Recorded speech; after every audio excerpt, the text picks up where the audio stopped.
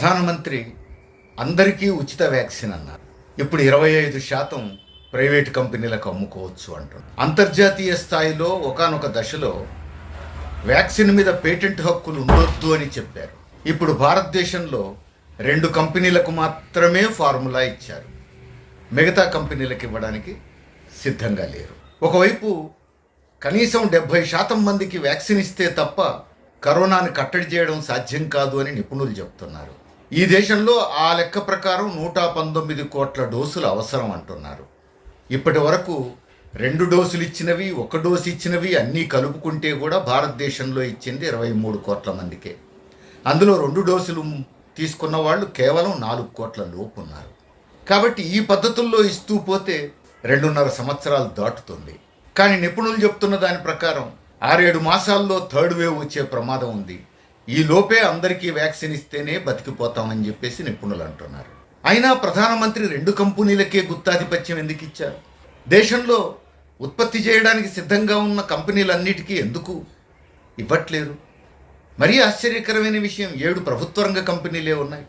అందులో 900 కోట్ల రూపాయలు ఖర్చు పెట్టి తమిళనాడులో కేంద్ర ప్రభుత్వం నిర్మించినటువంటి ఇంటిగ్రేటెడ్ వ్యాక్సిన్ సెంటర్ పనిపాట లేకుండా ఉంది, పడవబడి ఉంది.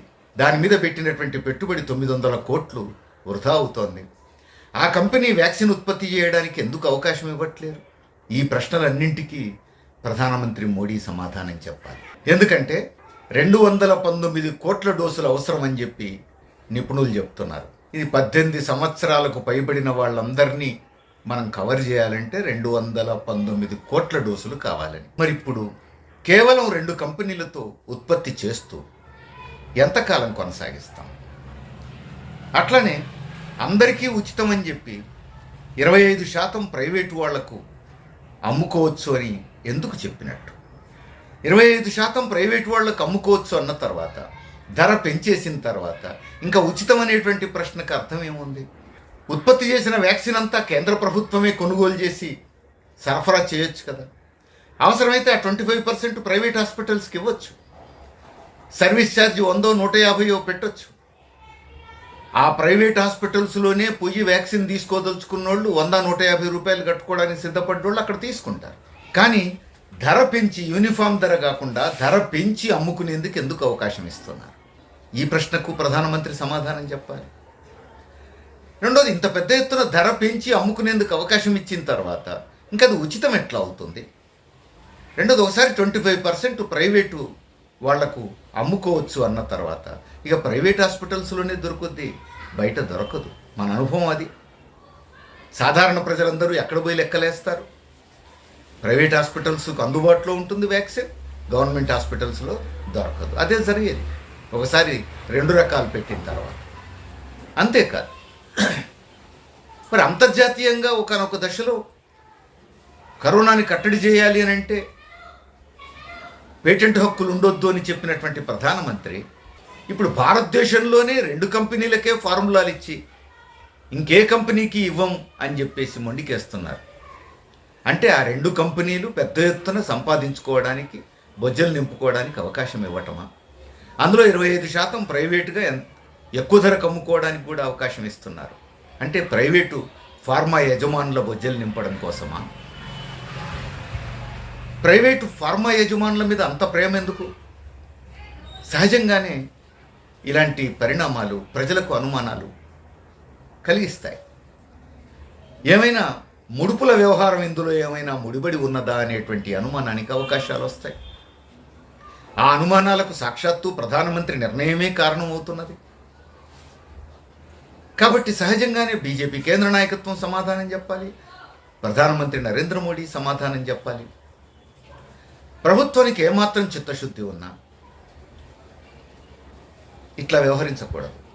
అందరికీ ఉచితంగా వ్యాక్సిన్ ఇస్తామని చెప్పి ఎప్పటికి పూర్తవుతుందో చెప్పలేని పద్ధతుల్లో కేవలం 2 కంపెనీలకే మొనోపలి అప్పజెప్పి చేతులు దులిపేసుకుంటే ఇది బాధ్యతాయుతమైనటువంటి నాయకత్వం చేయాల్సినటువంటి పనేనా?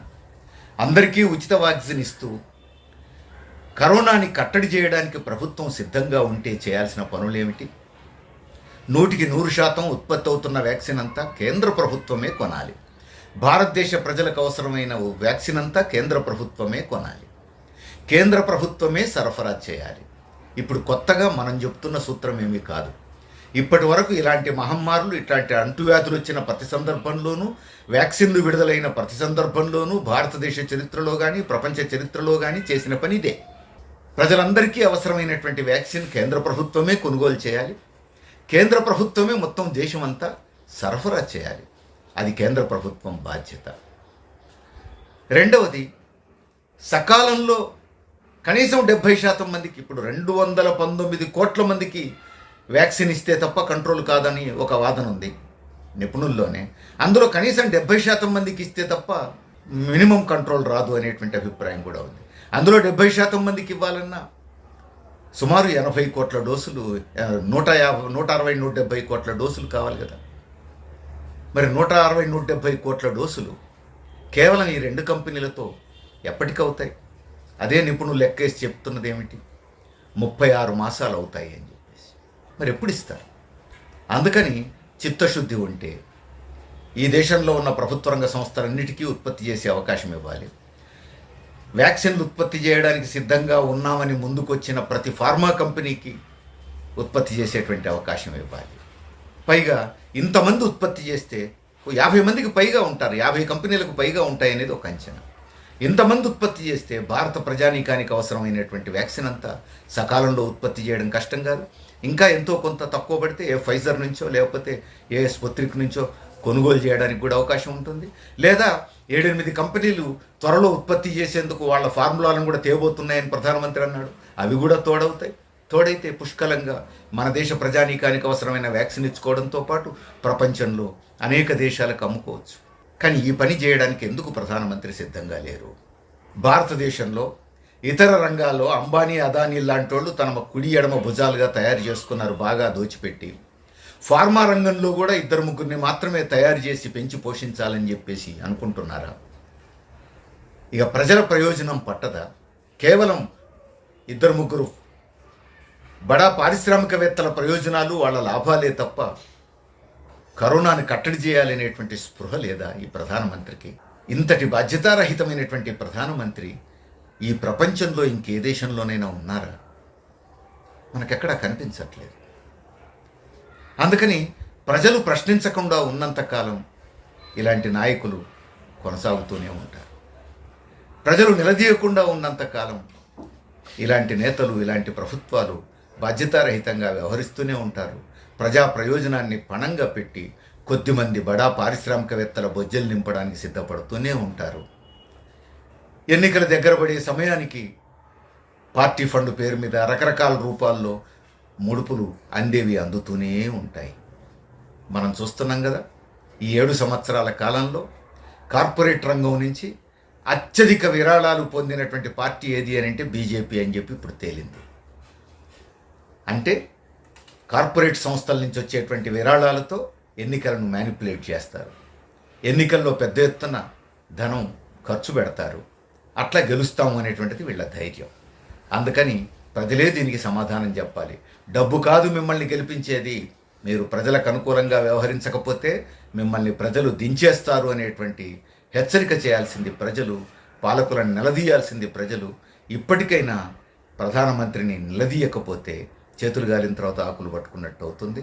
3వ వేవ్ను మనం భరించాల్సి వస్తుంది, 3వ వేవ్ను మనం అనుభవించాల్సి వస్తుంది.